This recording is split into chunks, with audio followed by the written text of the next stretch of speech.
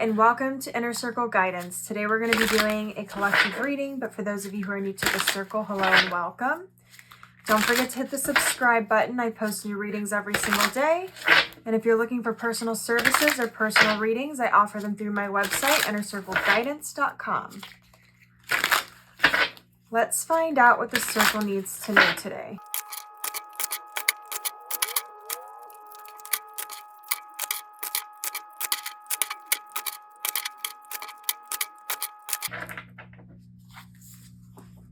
We have the Knight of Chalices.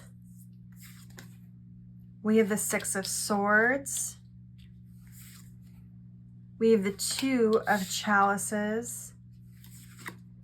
We have the Emperor.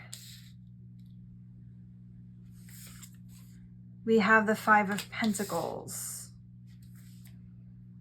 And we have the Page of Wands. Okay. Right off the bat, I'm getting a message that has to do with the way that you direct your energy and directing your energy versus your energy directing you. A lot of you are kind of on this particular journey right now where there seem to be a lot of hills and valleys. It's like you have these moments where you're sort of trekking up the hill, things seem to be moving slowly.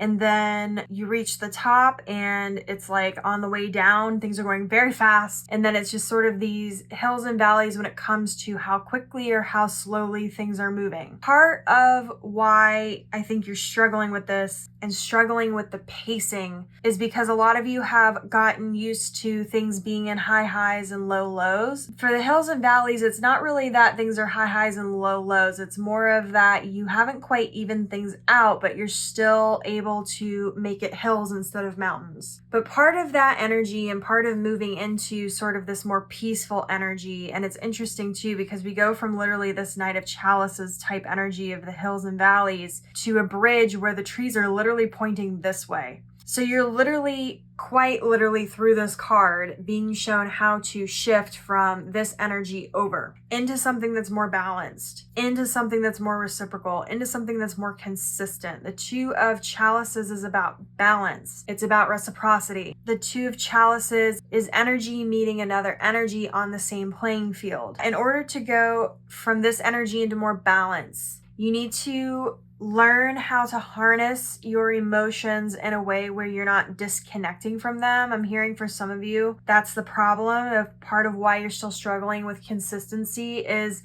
you haven't quite mastered how to tap into and use your emotions in a way that's fully benefiting you. Instead, it's like you're allowing your emotions to drive everything that you do and everything that you're feeling about what's happening, which remember that your emotions are not always accurate. It's causing a lot of you to sort of feel like you want to give up at times or feel overwhelmed or feel like you're left out in some way or that things are not working in your favor. When you hit these slower moments, there's less motivation I'm seeing. There's a lot more just like, it's almost like you want to give up because you can't recognize the progress as easily because with the hills and the valleys instead of the mountains and the valleys, it's like you're not able to recognize as easily the progress because it's more consistent than what you're used to. But if you'll notice in this Five of Pentacles, there's this window here with pentacles in it, and it's sort of like this magic dust or whatever you want to call this is sort of sprinkling onto the person who's laying here. The universe is sprinkling that magic dust, but a lot of you haven't quite figured out exactly what the magic dust is or recognize it or know what to do with it. One thing that I'm hearing right now is that some of you need to use your emotions to your benefit. So for those of you who feel like your emotions are sort of getting the better of you, you need to learn how to sort of choose your emotions the way you choose your thoughts. Now, that doesn't mean that you fall into the negative polarity of the Emperor where you just completely disconnect from your emotions. But what it does mean is that you learn how to master them by being more intentional about the way you feel.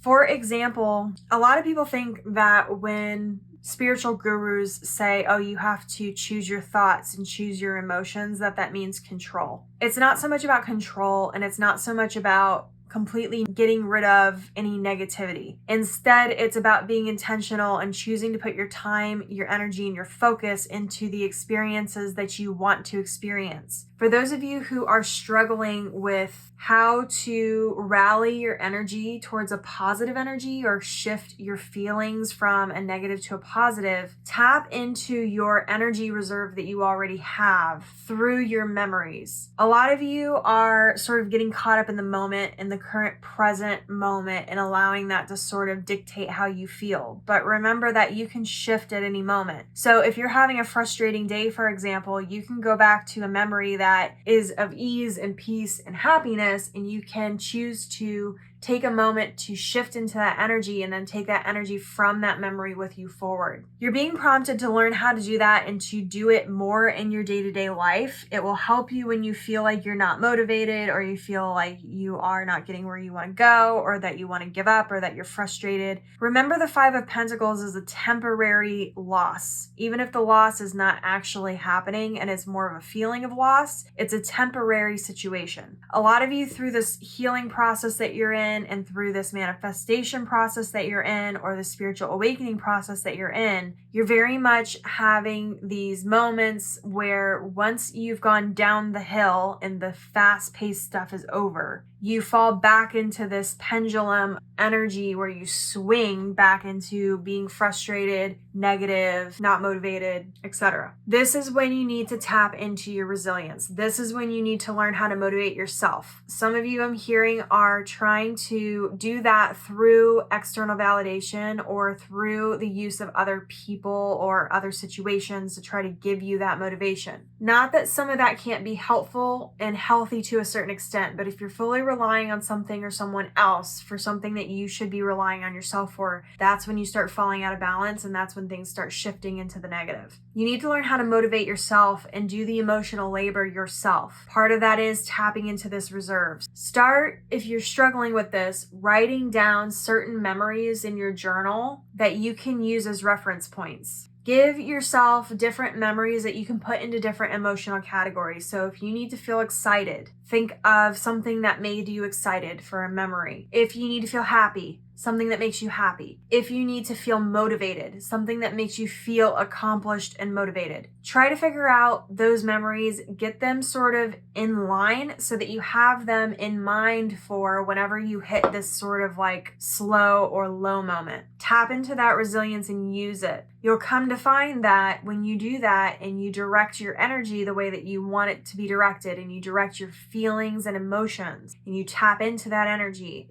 you can actually shift the energy and direct it in a much more intentional way than you think you can. It will help you for those times when you feel like you are being overwhelmed by your environment. Remember that in order to create more peace in your environment, it's not about controlling your environment or eradicating negativity. It's about putting your focus into the experiences you want to experience. Remember that any time, focus, and energy that you put into something, the bigger the energy grows, the more that it's nurtured. If you are focusing your time and attention to getting rid of negativity, you're focusing all on the negative. Therefore, you are then attracting the negative. If you want more peace and you want more ease and you want more flexibility, you've got to start looking for that energy, putting your time, your energy, and focus into that energy, and aligning your thoughts and your feelings to that energy. If you don't know what something feels like exactly for something that you want to manifest, so for example, to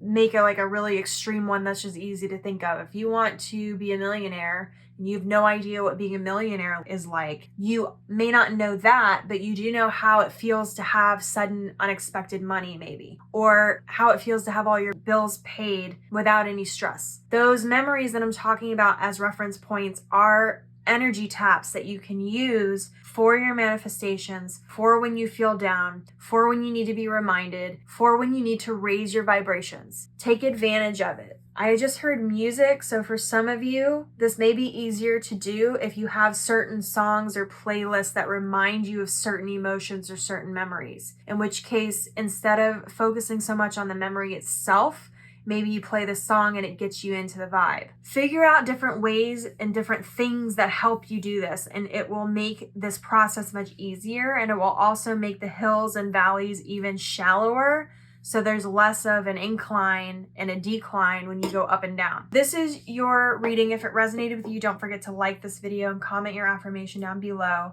Your affirmation for this reading is, I am tapping into and learning how to direct my energy reserves. And as always, may your life be full of light, full of love, abundance, and gratitude. I'll see you next time.